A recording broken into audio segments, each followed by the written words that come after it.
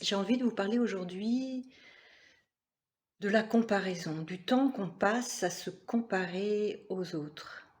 Que ce soit dans sa vie professionnelle ou dans sa vie privée, on passe en fait beaucoup de temps et donc beaucoup d'énergie à nous comparer aux autres. Pourquoi on fait ça?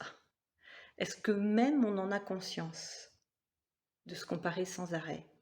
Alors je dis pas que tout le monde le fait, heureusement, mais quand même, je constate dans les conversations qu'on a quand même, en tout cas dans notre pays occidental, une grosse tendance à chercher à se comparer. Peut-être c'est une façon de se rassurer soi-même sur ses capacités ou sur sa valeur personnelle, en tout cas ce que l'on pense être sa valeur, et renforcer d'une certaine manière son estime de soi, probablement. Seulement, se comparer aux autres, ça amène aussi à entrer en compétition avec l'autre, avec celui qui réussit le mieux, avec celui qui a une meilleure note que soi, celui qui est plus respecté ou plus reconnu. On va chercher un modèle, un mentor, et on va essayer de reproduire en quelque sorte ce qui lui a réussi, et qui ne va pas forcément marcher pour soi, et sans même se poser la question de savoir si ce qui marche pour l'autre est bon pour soi, sain pour soi. La compétition, c'est sûr, elle peut avoir des aspects positifs parce qu'elle nous pousse à agir, à nous dépasser, à sortir des sentiers battus. Mais en même temps, c'est aussi une source importante de stress, d'angoisse, qui à la longue peut nous amener, à force de répétition, de comparaison, vers une mésestime de soi, ou à supporter plus qu'on peut en supporter. C'est comme si se comparer aux autres nous empêchait d'être vraiment qui l'on est, comme si on se refusait la possibilité d'exprimer pleinement notre richesse, notre grandeur et de l'offrir au monde.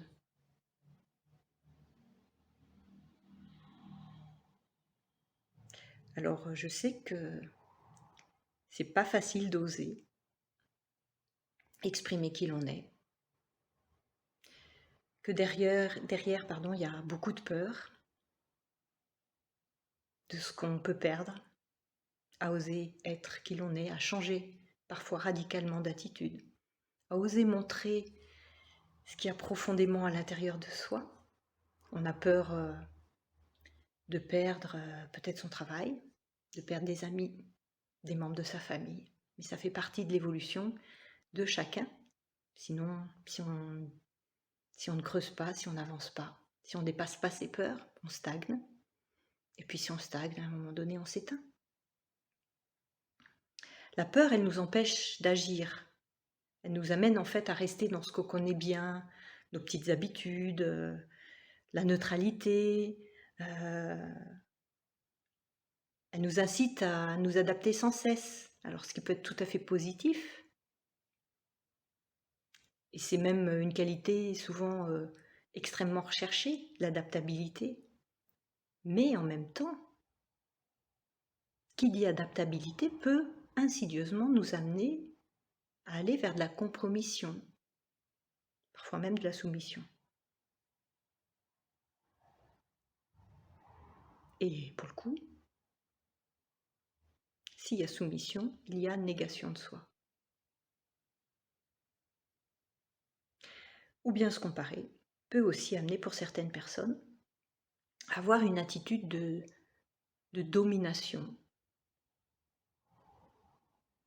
comme une réaction instinctive de survie. Dans un cas comme dans l'autre, il faut du courage pour vaincre ses peurs, pour sortir de ce schéma répétitif de comparaison et oser se montrer au monde tel qu'on est vraiment.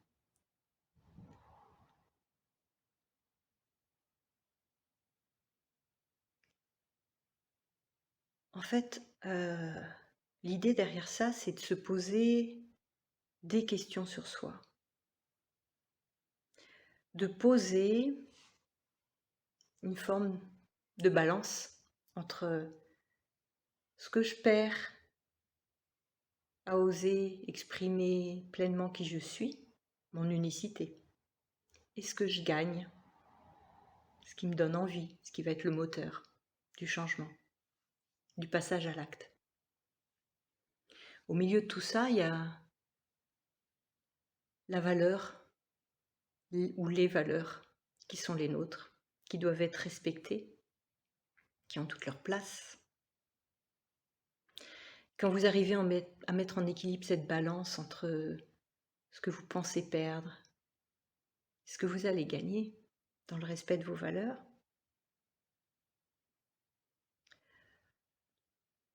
c'est un changement total de paradigme en fait. C'est un changement total au niveau de votre vision de vie, au niveau de vos sensations, de vos ressentis internes, émotionnels, de vos schémas de pensée. Vous êtes obligé d'aller creuser sur vos croyances limitantes, oui, celles qui vous empêchent d'être réellement qui vous êtes,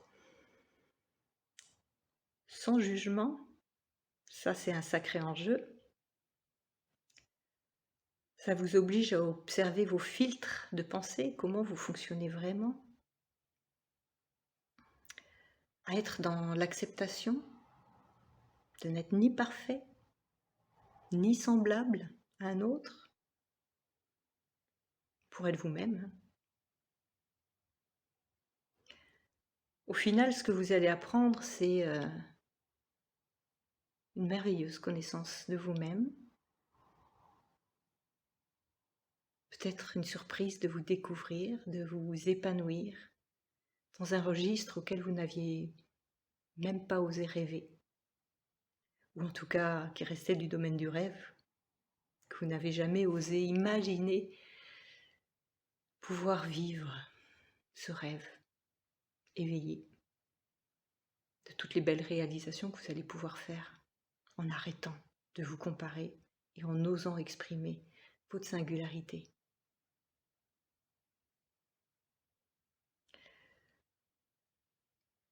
Donc, ce que je propose concrètement quand je suis en accompagnement, c'est un travail de discussion, d'exercice bien sûr, de prise de conscience surtout, de visualisation positive toujours.